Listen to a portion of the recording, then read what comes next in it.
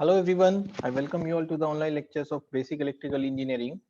Today we are going to discuss the last topic of three-phase induction motor, that is advantages, disadvantages and applications.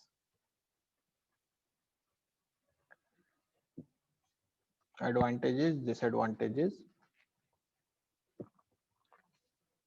and applications. Okay.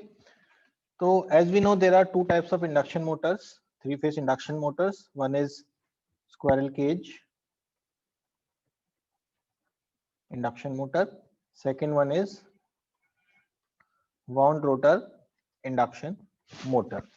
ठीक है, तो दोनों type के Motors के बारे में हम डिस्कस करेंगे वन बाय वन. सबसे पहले हम ले रहे हैं स्क्वायरल केज को.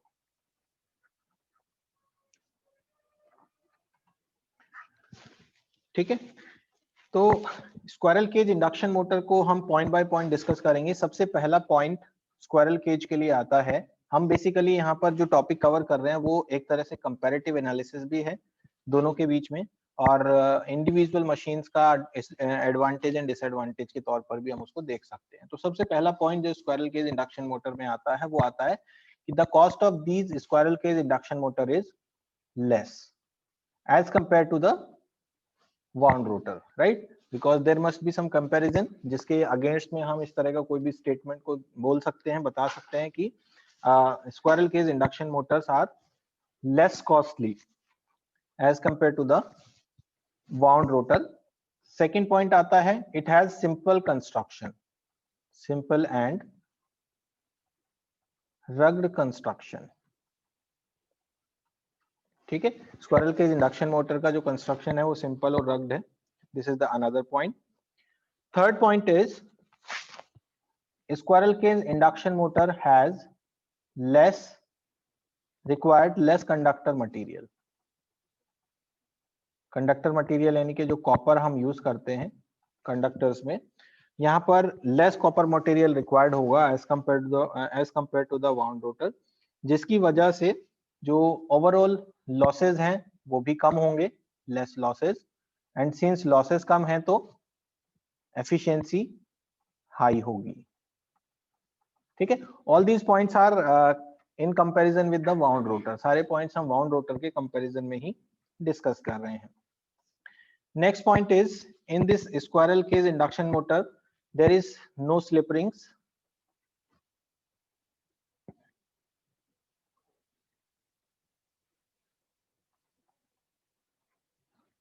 ठीक है, no brushes. That is why maintenance is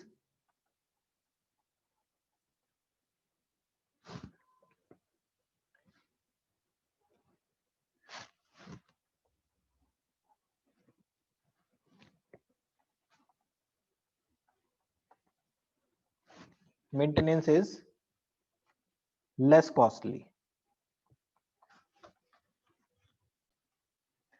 ठीक है, तो स्क्वायरल केज इंडक्शन मोटर का जो कंस्ट्रक्शन है वो कुछ इस तरह का है कि does not require any slip rings and brushes. That is why इसका जो मेंटेनेंस है वो लेस कॉस्टली होता है. नेक्स्ट पॉइंट यहाँ पर आता है, these squirrel cage induction motors are explosion proof. Explosion proof से हमारा यहाँ पर मतलब है कि अगर इंडक्शन मोटर के अंदर किसी भी तरह का रिस्क स्पार्किंग से रिलेटेड होता है, कोई स्पार्किंग, कोई शॉर्ट सर्किट, कुछ इस तरह का कुछ होता है, तो these motors are explosion proof. इनका जो कंस्ट्रक्शन है वो इस तरह का होता है कि ये अंदर होने वाले किसी भी स्पार्क को बियर कर सकते हैं. इनका जो आउटर स्ट्रक्चर है वो कुछ इस तरह का बनाया जाता है. ठीक है, नेक्स्ट जो पॉइंट आता है वो है, these motors can cool in a better way. ठीक है, ऐसा इसलिए होता है क्योंकि इंटरनल जो कंस्ट्रक्शन है इस मशीन का, उसके अंदर जो रोटर फैन है उसके लिए काफी स्पेस रहता है, और उस स्पेस के कारण रोटर फैन की हेल्प से जो कूलिंग अरेंजमेंट है इस स्क्वायरल केज इंडक्शन मोटर में वो बेटर है as compare to the wound rotor. some other advantages are there also जो कि परफॉर्मेंस बेस्ड हैं, जैसे कि these are constant running machines, this is a constant speed running motor, ठीक है, ये एक पहला एडवांटेज है इस मोटर का। दूसरा है it can bear high load, इसकी ओवरलोडिंग कैपेसिटी ज्यादा अच्छी होती है, ठीक है। और तीसरा जो इसी में एक और पॉइंट हम यहाँ ऐड कर सकते हैं, that is simple starting of motor, right. तो ये सारे जो पॉइंट्स हैं ये सब एज एन एडवांटेज हम कह सकते हैं स्क्वायरल केज इंडक्शन मोटर के एडवांटेजेस हैं, या फिर हम as compare to wound rotor इन सारे पॉइंट्स को लिख सकते हैं, राइट। सो इसी के अगेंस्ट में अगर हम वाउंड रोटर के पॉइंट्स को यहाँ पर ऐड करेंगे तो हम सारे के सारे पॉइंट्स इसी के अगेंस्ट में यहीं से हम बना सकते हैं। नाउ ये सब तो चीजें थी जो हमने डिस्कस की, these all were the advantages. Now disadvantages की बात करते हैं, इस मशीन के क्या क्या डिसएडवांटेजेस हो सकते हैं, ठीक है। डिसएडवांटेज में सबसे पहला जो पॉइंट है वो है कि जो रोटर के कंडक्टर्स हैं वो शॉर्ट सर्किटेड होते हैं, और शॉर्ट सर्किटेड के कारण उसमें कोई भी एक्सटर्नल रेजिस्टेंस हम प्लेस नहीं कर सकते जिससे कि स्टार्टिंग टॉर्क को बढ़ाया जा सकता है, right. That is why it has low starting torque. These machines have low starting torque with large current, large starting current, ठीक है। क्योंकि इसके कंडक्टर शॉर्ट सर्किटेड हैं, that is why we can not insert external resistance in the rotor circuit, that is why these motors offers a low starting torque with large starting current. Large starting current can be up to 5 to 9 times of the full load current, 5 to 9 times of full load current, right? ये एक disadvantage है। Similarly इसका जो दूसरा disadvantage है, it is power factor of this machine is low, ठीक है। Power factor of the machine is low at the starting time. Why is it so? Because of the large starting current, ठीक है। Large starting current के होने से power factor starting के time पर लो offer होता है। नेक्स्ट जो डिसएडवांटेज आता है, चूंकि यहाँ पर रेजिस्टेंस हम इंसर्ट नहीं करते रोटर सर्किट में, तो उसी की वजह से जितने भी पॉइंट यहाँ सामने आते हैं वो सब एज एन डिसएडवांटेजेस अपीयर होते हैं। तो चूंकि हम रेजिस्टेंस यहाँ इंसर्ट नहीं कर सकते, that is why there is no possibility of speed control, no possibility of speed control. This is another disadvantage. Next point as a disadvantage of this squirrel cage induction motor is that it is very sensitive to the change in supply voltage, very sensitive to the fluctuations in supply voltage, ठीक है। तो ये इसका एक disadvantage हुआ। Next जो बहुत ही important disadvantage है वो ड्यूरिंग द स्टार्टिंग कंडीशन की वजह से, क्योंकि फर्स्ट पॉइंट में हमने यहाँ पर कहा है कि स्टार्टिंग टाइम पर इसको हाई स्टार्टिंग करंट की जरूरत पड़ती है, और high starting current can be 5 to 9 times of the full load current. अब चूंकि स्टार्टिंग में ही इतना हाई करंट मशीन डिमांड करती है, तो उस करंट की वजह से मशीन के अंदर एनर्जी लॉस भी होंगे, right. That is why high power losses during starting, right. Obviously जब हाई करंट मशीन डिमांड करेगी तो उसकी वजह से जो आई स्क्वायर आर लॉसेज है वो वहां पर डेफिनेटली अपीयर होंगे। नाउ एप्लीकेशंस की अगर बात करें स्क्वायरल केज इंडक्शन मोटर की, तो इसकी एप्लीकेशन डिपेंड करेगी इसकी ऑपरेटिंग कैरेक्टरिस्टिक्स के ऊपर। इसकी जो ऑपरेटिंग कैरेक्टरिस्टिक है वो एक तो ये है कि कांस्टेंट रनिंग स्पीड मशीन है, दूसरी जो कैरेक्टरिस्टिक है वो है स्टार्टिंग में लो टॉर्क है, राइट।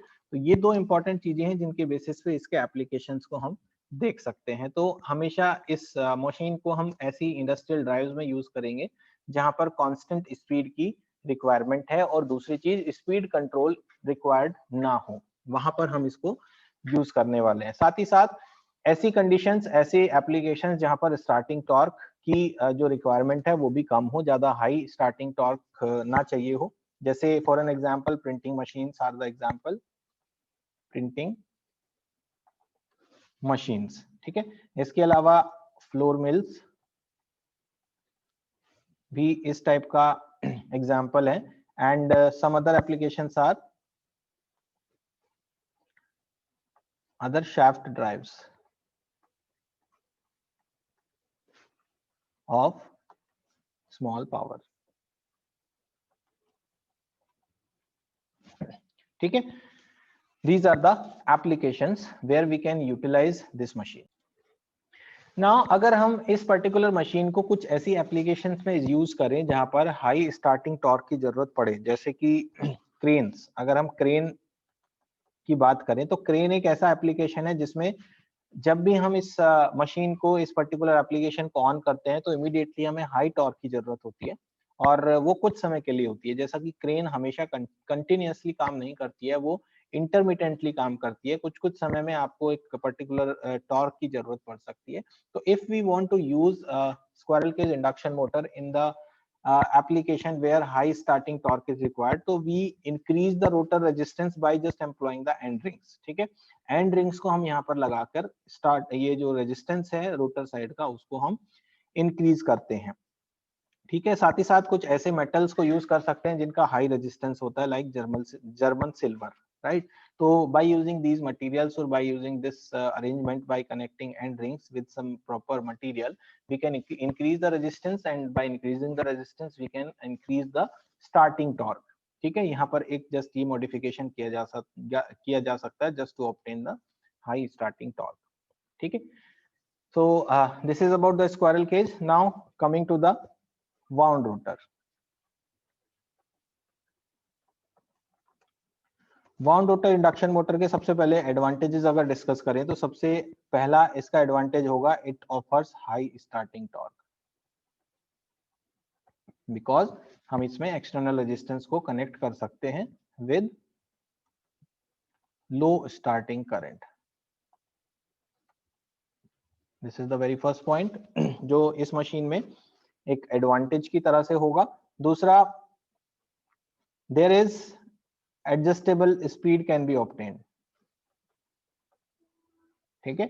एक स्पीड हम यहाँ पर एडजस्ट कर सकते हैं, कम या ज्यादा कर सकते हैं, कंट्रोल कर सकते हैं bye inserting the external resistance in the rotor circuit, right. इसी वजह से इन मशीन्स को ऐसी एप्लीकेशंस में यूज किया जाएगा जहां पर स्पीड कंट्रोल की जरूरत हो, जहां पर स्पीड को हम वेरी करके यूज कर सकते हो, राइट। इसके अलावा कुछ और भी एडवांटेजेस हैं इसके, जैसे कि it is high overload capacity, it has high overload capacity, high overload capacity is the another point जो इसमें एडवांटेज के लिए है। This also runs at the constant speed, अगर आप एक्सटर्नल रेजिस्टेंस में चेंज ना करें तो ये भी कांस्टेंट रनिंग मशीन है। Another advantage is smooth acceleration under heavy loads, ठीक है। जब इसको हैवी लोड के साथ कनेक्ट करते हैं तो स्मूथली ये एक्सेलरेट करती है। This is another point.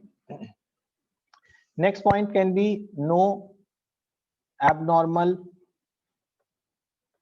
Power losses during starting. Naturally जब इसमें स्टार्टिंग में करंट लो है तो जो पावर लॉसेस होंगे वो भी लिमिटेड होंगे। तो this is another point we can say कि power losses are not abnormal, right. तो इसके जो ज्यादातर एडवांटेजेस है वो सारे एडवांटेजेस एक्सटर्नल रेजिस्टेंस कनेक्ट करने की वजह से यहाँ पर अपीयर हो रहे हैं। Now if we talk about the disadvantages here, the first disadvantage of this machine is the initial cost and maintenance cost is high. Initial and maintenance cost is high, ठीक है। This is the one disadvantage, क्योंकि slip ring induction Motors में slip rings होती है, wound rotors में slip rings होती हैं, brushes होते हैं, शॉर्ट सर्किटिंग डिवाइसेस होते हैं, एक्सटर्नल रेजिस्टेंस को रिमूव करने के लिए जो इसका वर्किंग है वो इस तरह से है कि during starting time external resistance circuit में होते हैं। जब मशीन नॉर्मल रनिंग स्पीड में आ जाती है तो उन रेजिस्टेंसेस को हम थ्रू सम स्विचेस और सम शॉर्ट सर्किटिंग डिवाइसेस उनको सबको हम डिस्कनेक्ट करते हैं। तो उसका उन सब रीजंस की वजह से इसका जो कॉस्ट है, initial cost and maintenance cost, that is high. Second point of the disadvantage of this machine is speed regulation is poor. Speed regulation is poor. Speed regulation मतलब जब नो लोड से full load पर machine को हम switch करते हैं तो in those conditions जो ड्रॉप इन स्पीड है वो ज्यादा ऑब्जर्व किया जाता है with the external resistance. External resistance connect करने के साथ ऐसा इसलिए हुआ क्योंकि हमने एक्सटर्नल रेजिस्टेंस लगा के मशीन का स्टार्टिंग टॉर्क तो इंक्रीज कर दिया है, लेकिन जो करंट है, मशीन जो करंट ले रही है वो कम है। तो इन दोज कंडीशन जब आप मशीन को लोड के साथ कनेक्ट करते हैं तो इन दैट कंडीशन मशीन की जो कैपेसिटी है वो इतनी नहीं रह जाती कि वो अपने आप को उस पावर के साथ मेंटेन रख सके। तो इन दैट कंडीशन हम एक पुअर स्पीड रेगुलेशन यहाँ पर ऑब्जर्व करते हैं। Next disadvantage of this machine is low efficiency and power factor. In this case अगर आप इस मशीन को कंपेयर करें स्क्वायरल केज से तो इसकी एफिशिएंसी कम होती है और इसका पावर फैक्टर भी कम होता है। Fourth disadvantage is low power factor at light loads. अगर कम लोड पर मशीन को चलाते हैं तो it offers low power factor. And fifth disadvantage is sensitivity to fluctuations in supply voltage। ये डिसएडवांटेज हमारा प्रीवियस मशीन में भी था, मीन सप्लाई वोल्टेज के साथ दोनों ही मशीन सेंसिटिव हैं, राइट। नाउ एप्लीकेशंस की अगर बात करें तो एप्लीकेशंस में हमारे पास सबसे पहले तो यही कंडीशन आएगी कि here we can connect this machine where we require high starting torque, number 1. Number 2, where speed control is required। ठीक है, इन कंडीशंस में हम इस मशीन को यूज कर सकते हैं। So some applications of this machine are lifts, pumps, generators, winding machines,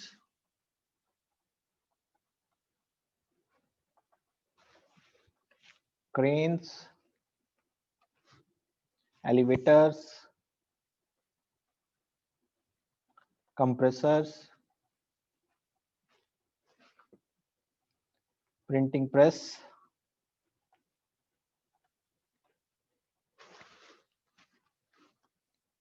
crushers, etcetera. तो देखिए इन सारी एप्लीकेशंस में आपको एक कॉमन चीज नजर आ रही होगी, वो ये है कि जब हम इन एप्लीकेशंस को स्टार्ट करते हैं ड्यूरिंग द ऑन कंडीशन, जैसे ही हम इनको स्टार्ट करेंगे तो एकदम से हमें मशीन से रिक्वायरमेंट होगी हाई स्टार्टिंग टॉर्क का। लिफ्ट है, लिफ्ट जब रुकी रहती है और रुकने के बाद हम एकदम उसको चलाते हैं तो ऑल ऑफ ए सडन उसको हैवी टॉर्क चाहिए रहता है उसको पिकअप करने के लिए। पंप्स के केस में भी ऐसा ही है, एकदम से आपको पानी को उठाना है तो उसके लिए हाई टॉर्क चाहिए। जनरेटर्स को, एक रुके हुए जनरेटर को घुमाने के लिए ज्यादा ताकत लगेगी। Similarly for the winding machines, cranes, elevators, compressors, printing press, crushers etcetera, सारी की सारी एप्लीकेशन वो हैं जहां पर स्टार्टिंग टॉर्क में ज्यादा जरूरत है। ड्यूरिंग द स्टार्टिंग टाइम एकदम से हाई टॉर्क की रिक्वायरमेंट हमें मोटर से है, तो उन सारी ही कंडीशंस में हम इनको यूज करेंगे, राइट। तो these all are the points जिनको advantages, disadvantages and applications of both of these two types of motors हम consider कर सकते हैं, right? बहुत ही छोटा सा टॉपिक है लेकिन इम्पोर्टेंट है, क्योंकि इस तरह के छोटे छोटे क्वेश्चंस कभी कभी एग्जाम में पूछ लिए जाते हैं कि what are the applications of any one of these motor, या व्हाट आर द और comparison between squirrel cage and wound rotor. So these are the few points जिनके बारे में हम वहां पर लिख सकते हैं, right. So with this topic we end with the topic of 3-phase induction motor। जो कि सिलेबस का एक important part था after DC machine. From the next lecture onwards, we will start single phase induction motor, right? So stay tuned here and keep learning. Thank you so much for watching this video. Thank you.